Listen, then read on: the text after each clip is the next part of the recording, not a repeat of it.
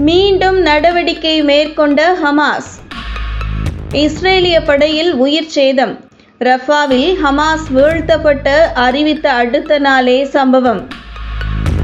Rafah நகரில் ஹமாஸின் அனைத்து பட்டாலியன்களும் தோற்கடிக்கப்பட்டு விட்டதாகவும் அந்நகரை முழுவதுமாக கைப்பற்றி விட்டதாகவும் இஸ்ரேல் இராணுவம் கூறிய நிலையில் ஞாயிற்றுக்கிழமை ஹமாஸ் பலகட்ட தாக்குதல்களை நடத்தியுள்ளது. ரஃபாவின் அல் ஜெனன்னா பகுதியில் தாங்கள் நடத்திய தாக்குதலில் ஆக்கிரமிப்பு படையில் கடும் உயிர் சேதம் ஏற்பட்டதாக அல் கசாம் இராணுவம் தெரிவித்துள்ளது. அங்குள்ள அப்துல்லா அர்-ரஹ்மான் பள்ளிவாசல் அருகே இஸ்ரேலின் ஆக்கிரமிப்பு D9 வாகனம் அல் யாசின் ராக்கெட் மூலம் தகர்க்கப்பட்டதில் ஆக்கிரமிப்பு படையில் உயிர் சேதம் ஏற்பட்ட நிலையில் அவர்களை மீட்க அங்கு வந்த மற்றொரு படைக்குழு மீதும் அல் யாசின் ராக்கெட்டுகள் மூலம் தாக்குதல் நடத்தப்பட்டு அவர்கள் தரப்பிலும் கடும் உயிர் சேதத்தை ஏற்படுத்தியதாக கசாம் படை தெரிவித்துள்ளது.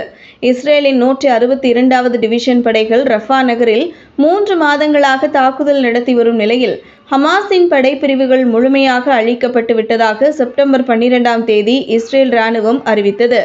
அந்த கூற்று தற்போது பொய்யாக்கப்பட்டுள்ளது. அது மட்டுமின்றி 345வது நாளை போர் எட்டியுள்ள நிலையில் வடக்கு மற்றும் தெற்கு காசாவை பிரித்து இஸ்ரேல் அமைத்துள்ள நெட்ரிசம் ஆக்சஸ் என்ற இராணுவ தளத்தை குறிவைத்து ராக்கெட்டுகள் வீசப்பட்டுள்ளன. இதிலும் ஆக்கிரமிப்பு படைகளுக்கு சேதம் ஏற்பட்டுள்ளதாக தெரிவிக்கப்பட்டுள்ளது.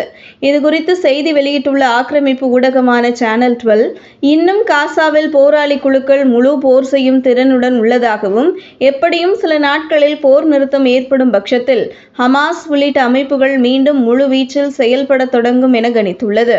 முன்னதாக ரஃபாவில் ஹமாஸின் ஒரு பட்டாலியனை கூட இராணுவம் இன்னும் தோற்கடிக்கவில்லை என இஸ்ரேல் நாடாளுமன்றமான நெசட்டின் பாதுகாப்பு குழு உறுப்பினர் அமித் ஹாலேவி கூறிய நிலையில் அவரது கூற்றை உண்மைப்படுத்தும் விதமாக மீண்டும் போராளி குழுக்கள் இஸ்ரேல் படைகளை தாக்க தொடங்கியிருப்பது குறிப்பிடத்தக்கது.